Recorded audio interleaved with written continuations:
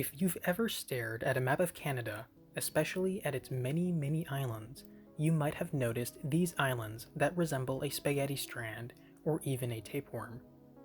I wanted to learn more about this remote land. NASA's Earth Observatory describes the islands as looking like marbled paper, and links to this image. Personally, I don't see the resemblance. Hampson writes that in 1610, Henry Hudson, the namesake of the Hudson Bay Company, sighted the islands and added them to his logbook. In 1840, Thomas Wiegand, a Hudson Bay Company employee, led an expedition to the archipelago.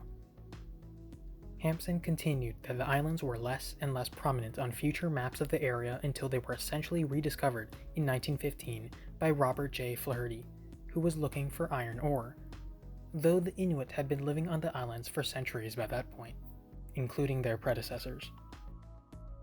This 1749 map labels only the Baker's Dozen Islands.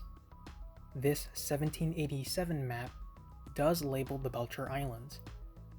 This 1859 map labels the islands but portrays them even less prominently, as little points. This 1893 map only labels the North Belcher and Baker's Dozen Islands.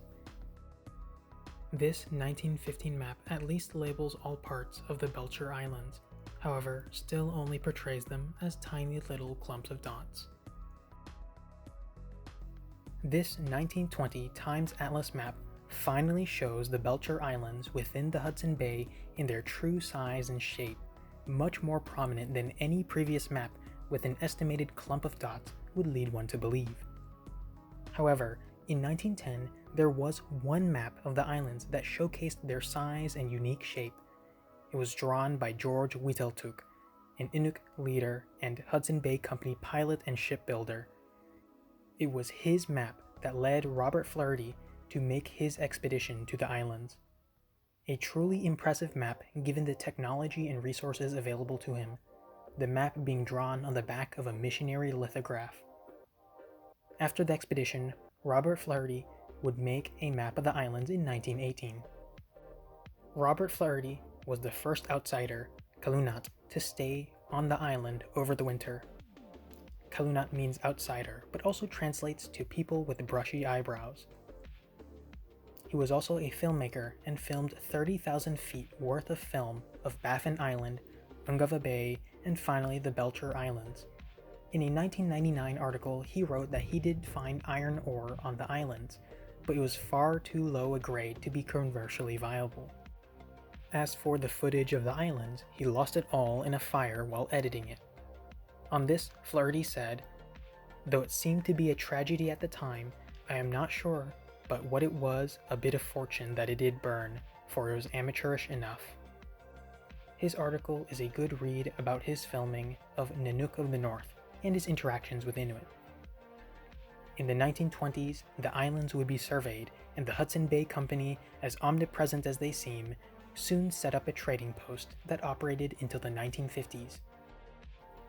In 1960, the Canadian government formed two settlements, North Camp and South Camp, with the Hudson Bay Company in the north and some homes and a school in the southern settlement. In 1971, the settlements would be merged by the Canadian government to consolidate its services, moving all the buildings and people from South Camp to the north, which would become the hamlet of Sentinel, meaning home of Sandy Killuak, a legendary hero who was orphaned but would grow to become a great hunter and provider for the community. Despite its proximity to Quebec, the Belcher Islands are a part of Nunavut, as are all of the Hudson Bay Islands, regardless of how close to the coast of another province they are. Prior to 1999, the islands were part of the Northwestern Territories. Now they are part of the Qikiqtaaluk region in Nunavut. The populace lives in Sentinel Hamlet, the only permanent settlement on the archipelago. As of 2021, the hamlet has 1,010 people and is one of the fastest growing hamlets in Nunavut, with a 14.5% increase from 882 people in 2016. Notable since Nunavut as a whole only has 36,858 people. The island sports an Arctic climate without trees, with only sparse vegetation, so are covered in barren rock. The islands are made of metasedimentary rock that is 1.6 to 2.3 billion years old. Metasedimentary meaning they underwent the heat and pressure that metamorphic rock goes under, but also the sediment deposition that forms sedimentary rock. During the Pleistocene Ice Age, much of North America was covered in heavy ice sheets, and this ice pushed the ground far below sea level, but as the Ice Age ended and the ice retreated, that land slowly rose back up.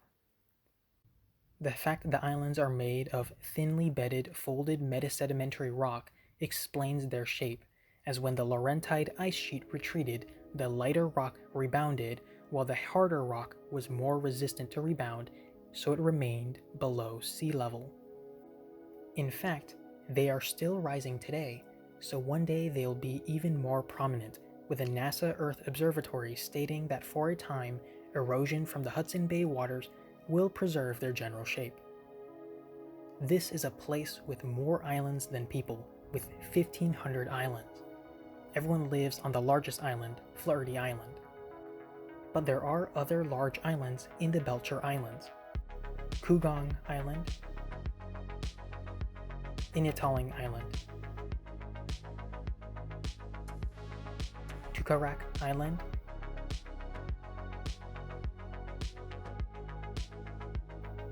Split Island,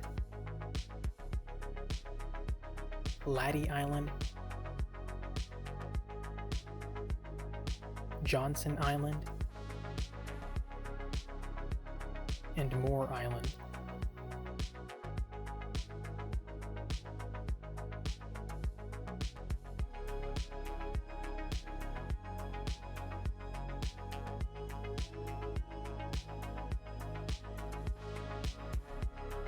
The Belcher Islands also contain the Baker's Dozen Islands, the King George Islands,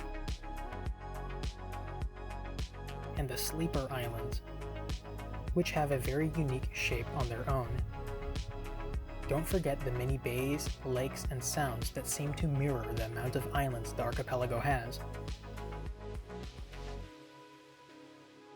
Most notably, Kasigalik Lake in the heart of Flaherty Island. For such a remote place, it's notable how over 1,000 people live there, and how recently these islands became known to the wider world, a little over a century ago. The shape of these remote islands prove that truth is stranger than fiction.